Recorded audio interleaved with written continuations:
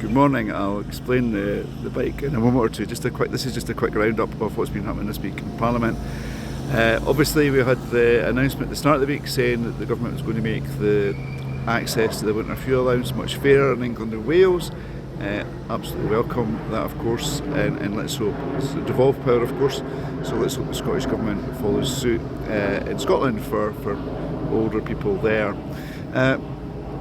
What else have we looked at this week? We spent quite a bit of time, I think around 2 hours, talking about the situation in Gaza, and I did really press the Minister on improving aid routes into Gaza directly. I talked about either airdrops or directly from the sea, and the potential for us to work with our allies to do that, because the situation here is really concerning for Palestinians. Obviously, with the spending review yesterday, so a lot of big announcements about setting the trajectory for the UK government over the next few years, and there's significant extra resources coming to the Scottish government as a result of Barnett consequentials. So let's hope they spend that money wisely. And of course, Barnett means that public spending in Scotland is 20% higher than the rest of the UK. I guess the basic question is, are public services 20% better under the SNP? I'll let you answer that question for yourself. I have my doubts. Of course, we keep hearing here in Parliament about how waiting lists in the NHS are coming down as a result of what the Labour government's doing. I don't have residents emailing me saying that they're benefiting from similar reductions in waiting times in Scotland. The other thing we're going to speak about today actually, is the anniversary of COVID. So I'll be speaking about how many people in my constituency are still living with long COVID and the impact that's having on their lives. I was getting my anniversaries mixed up there. We also spoke about the 8th anniversary of the Grenfell disaster, marking the sort of death of the 72 people there. And I spoke about how, although funding is available, only one building in Scotland has been retrofitted to make it safe, despite the Scottish Government knowing that there's 5,500 properties with flammable cladding, or potentially with flammable cladding, and there's 25,000 people living in there.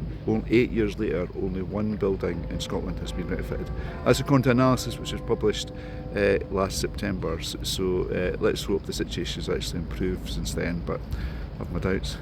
And my understanding is money is available for them to do some work on that.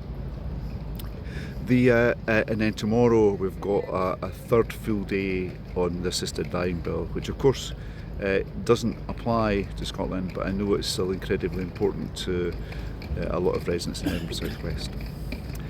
Okay, back to the keyring. So what we did on Tuesday morning is we had the annual walking and cycling cycle ride. So we met up in, I think it was the Royal Academy of Engineering building, if memory serves me right, and we went for a cycle around Hyde Park and the surrounding area, so around 7 kilometres or so. So that was a good start to the day, and it was a lovely morning actually. Another thing, actually quite an important thing, and I feel quite bad that I've forgotten about it, what I did last night was I hosted Sarcoma UK. Sarcoma is a type of cancer, a rare cancer. I hosted them in Parliament, and we had a fantastic event which the Secretary of State for Health and Social Care, Wes Streeton, was able to attend and connect with some of the researchers and clinicians, and also a survivor of that horrible cancer, and give a commitment to respond to a report that they provided. At the event I was hosting it, but I did speak about a woman who came to my surgery on Saturday, a mum, to talk about how her daughter Victoria had died, and she was actually, the mum lived outside Edinburgh, but she made the trip in to see me because of my rare cancers bill, and also because she was scattering her daughter's ashes at Beaky Park, which I think is in West Lothian. I've been there a few years ago. So quite moving for her, and so it was fantastic to meet her.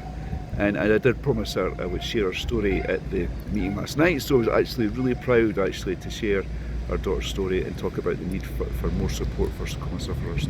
I'll probably post about that later actually, because it was a fantastic event, and let's hope they manage to get some publicity out of that and get that important response from the UK government.